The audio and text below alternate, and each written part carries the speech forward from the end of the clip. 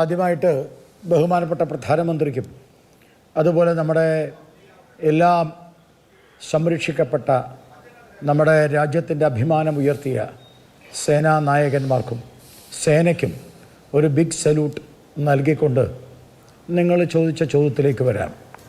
എനിക്ക് വളരെ ധാരാളം യുദ്ധങ്ങളെ മനസ്സിലാക്കാനും പഠിക്കാനും വായിക്കാനും ഒക്കെ കഴിഞ്ഞിട്ടുണ്ട്. പക്ഷെ ഞാൻ ഇത്ര മനോഹരമായിട്ട് വളരെ എന്താ പറയുക, ഒരു ഡിസിപ്ഷൻ കൃത്യമായി നടപ്പാക്കിക്കൊണ്ട് ഒരു കാരണവശാലും എതിരാളിയെ അവർക്ക് മനസ്സിലാവാത്ത രീതിയിൽ കൃത്യമായ കാര്യങ്ങൾ വരച്ച്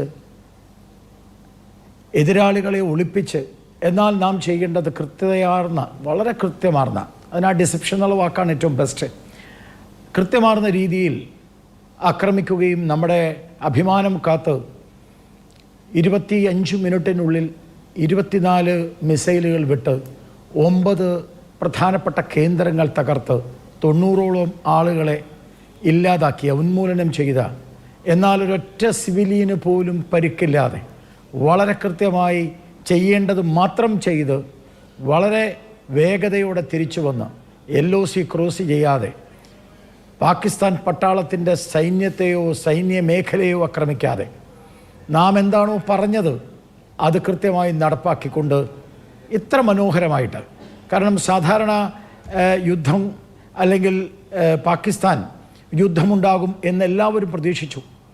അപ്പോൾ ആദ്യത്തെ ഒരാഴ്ച, അതുകൊണ്ട് ഞാൻ ആ ഡിസ്ക്രിപ്ഷൻ എന്നുള്ള വാക്ക് ഉപയോഗിച്ചത്, ആദ്യത്തെ ഒരാഴ്ച അവർ ഭയങ്കര ഗാർഡിങ് ആയിരുന്നു. ആ ഒരാഴ്ചത്തെ ഗാർഡിങ് കഴിഞ്ഞപ്പോൾ മെല്ലെ ഗാർഡിങ് കുറഞ്ഞു. എന്നാൽ അതേ സമയത്തോ ഒരൊറ്റ സൈനികൻ്റെ ആ ലീവ് ക്യാൻസൽ ചെയ്തില്ല. അപ്പം സൈനികരുടെ ലീവ് ക്യാൻസൽ ചെയ്യുക എന്ന് പറയുന്നത് അനിവാര്യമായ യുദ്ധത്തിൻ്റെ ഒരടവാണ്, അല്ലെങ്കിൽ ഒരു പ്രധാനപ്പെട്ട തെളിവാണ്. ആ ലീവ് ക്യാൻസൽ ചെയ്തില്ല. എന്നാൽ അതേ സമയത്ത് അമ്യുനേഷൻ ഫാക്ടറിയിൽ, ഓർഡിനൻസ് ഫാക്ടറിയിൽ ലീവ് കൊടുത്തില്ല, അവിടെ ലീവ് ക്യാൻസൽ ചെയ്തു. അതിനർത്ഥം എന്താ? അരിയൊക്കെ അടുപ്പത്തിട്ടിട്ടേ ഉള്ളൂ, ഇവന്മാരുടെ കയ്യിൽ ആയുധമൊന്നുമില്ല എന്ന് പാകിസ്ഥാൻ ധരിച്ചോട്ടെ എന്ന് വിചാരിച്ചിട്ടാവാം അത് ചെയ്തു.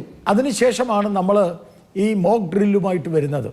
അപ്പോൾ ഈ മോക്ക് ഡ്രില്ലൊക്കെ കാണിക്കുക, അല്ലെങ്കിൽ മോക്ക് ഡ്രില്ലൊക്കെ പരിശോധിക്കുക, പരിശീലിപ്പിക്കുക എന്ന് പറഞ്ഞാൽ പാകിസ്ഥാൻ ഇങ്ങോട്ടടിക്കുമ്പം നമ്മൾ എന്ത് ചെയ്യണം എന്നുള്ളതാണല്ലോ.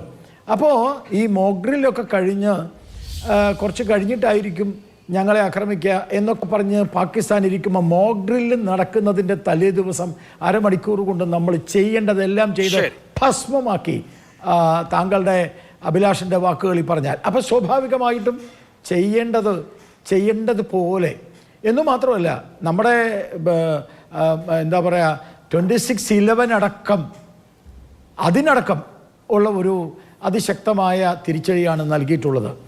സ്വതന്ത്ര ഭാരതത്തിൽ LOC കടക്കാതെ ഏതാണ്ട് 526 കിലോമീറ്റർ അപ്പുറത്ത് പോയിട്ട് വീഴുന്ന തരത്തിലുള്ള മിസൈൽ ആക്രമണം ആദ്യമായിട്ട് തന്നെയാണ് നടപ്പാക്കിയത് എന്നാണ് പ്രതിരോധ വിദഗ്ധരൊക്കെ സൂചിപ്പിക്കുന്നത്.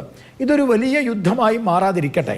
പക്ഷേ അതേ സമയത്ത് എനിക്ക് തോന്നുന്നു പാകിസ്ഥാനെ സംബന്ധിച്ചിടത്തോളം, അവരുടെ സൈന്യത്തെ സംബന്ധിച്ചിടത്തോളം, താങ്കൾ ചോദിച്ച ചോദ്യമാണ്, അവരുടെ സൈന്യത്തെ സംബന്ധിച്ചിടത്തോളം ഇതൊരു ജീവൻ മരണ പോരാട്ടമാണ്.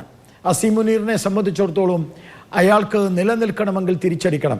അതിനുവേണ്ടിയാണ് ഈ പാവങ്ങളായിട്ടുള്ള സിവിലിയൻ ആളുകളെ ആക്രമിക്കാൻ ശ്രമിക്കുന്നത്. പക്ഷെ അതേ സമയത്ത് ഭാരതം, ഒറ്റ വരിയിൽ ഞാൻ തീർക്കാം, അതേ സമയത്ത് ഭാരതം ഒറ്റ മനസ്സോടുകൂടി, ഒരു ചിന്തയോടുകൂടി, ഇവിടെയുള്ള എല്ലാ പ്രതിപക്ഷ പാർട്ടികളും ഒന്നായി ഒരു ഏറ്റവും വലിയ ഐക്യത്തോടു കൂടി, ഒന്നുകൂടി ഞാൻ പറയാൻ ആഗ്രഹിക്കുന്നു, 3 സേനകളുടെയും ഐക്യം ഈ അറ്റാക്കിൽ നമുക്ക് വളരെ പ്രകടമാണ്. സാധാരണ അത് ഉണ്ടാവാറില്ല.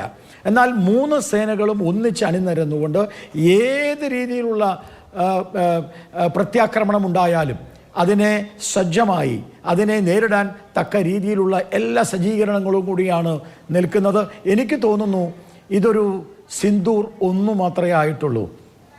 സിന്ദൂർ 2, 3 ഉണ്ടാവാനുള്ള സാഹചര്യം ഉണ്ട്. അത് ഉണ്ടാവാതിരിക്കട്ടെ. പാകിസ്ഥാൻ ഇതിലെങ്കിലും പാഠം പഠിക്കട്ടെ എന്നാണ് അങ്ങ് പറയുന്നത്.